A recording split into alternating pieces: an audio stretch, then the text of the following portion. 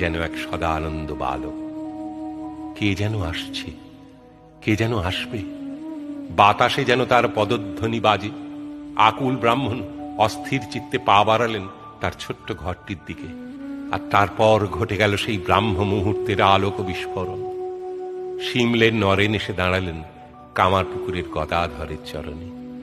ইট কাঠ কংক্রিটের কায়স্থ পুত্র এসে দাঁড়ালো সবুজ গ্রামের ব্রাহ্মণ পুত্রের দোরগোড়ায়। ইতিহাস এসে দাঁড়ালো ইতিহাসের সামনে।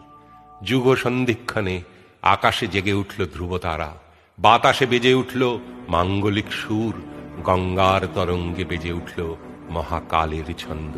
ক্ষণকাল থমকে তাকালো চিরকালের দিকে। দক্ষিণেশ্বরে ভবতারিণীর ওষ্ঠা ধরে ফুটে উঠল হাসি। হাতের খড়গ উঠল জ্বলে, দীপ্ত আলোয় নক্ষত্রেরা সাজিয়ে দিল আকাশ। মহাকাশে বেজে উঠল মহাশঙ্খনাদ। ইতিহাস সূচনা লগ্নের শিহরণে স্পন্দিত। ঠাকুর ব্যাকুল হয়ে বললেন, কে? নরেন এলি? কতদিন থেকে তোর জন্য ব্যাকুল হয়ে অপেক্ষা করছে। এই তো তোর নিজের ঘর, নিজের বাড়ি, এখানে আসতে এত দেরি করলি কেন রে? নরেন গান ধরলেন, মন চলো নিজ নিকেতনে। মন চলো নিজ নিকেতনে, সংসার বিদেশে বিদেশির বেশে, ভ্রম কেন অকারণে। মন চলো নিজ নিকেতনে।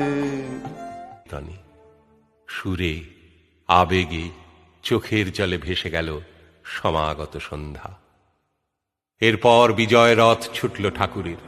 সেই স্বর্ণরথের চক্র নির্ঘোষে ধুলোর মতো উড়ে যেতে লাগলো মানুষের পাপ, মানুষের পতন, মানুষের যন্ত্রণা, মানুষের কান্না।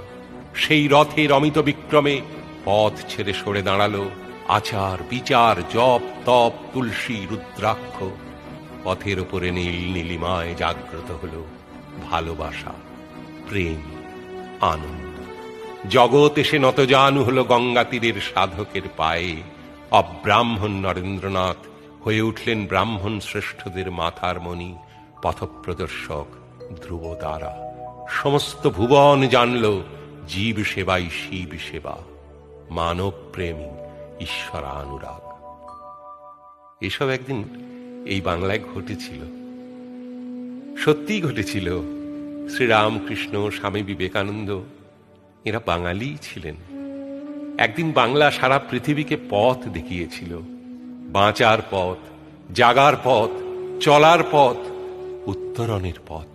হ্যাঁ হ্যাঁ, আমরা বাঙালিরাই মাথা উঁচু করে জগৎকে আলো দিয়েছিলাম।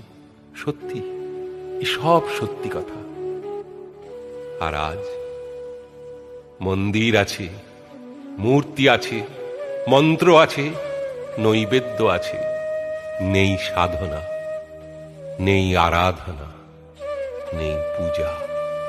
শুধু পতন, কেবল অধঃপাত, কেবল হাহাকার, শুধু মৃত্যু, শুধু দীর্ঘশ্বাস আর হুল্লোড়, মোচ্ছব। এ এক আত্মহননের যুগ। ক্ষমা করো ঠাকুর, ক্ষমা করবেন স্বামীজি। আপনারা আমাদের মানুষের মতো মানুষ করে তুলতে চেয়েছিলেন, আমরা পারিনি। আমরা পশুই থেকে গেছি। হয়তো দিনে দিনে পশুর চেয়ে অধম হয়ে ওঠার সাধনায় এখন মগ্ন আমরা। ক্ষমা করবেন ঠাকুর, ক্ষমা করবেন স্বামীজি, ক্ষমা করবেন ঈশ্বর।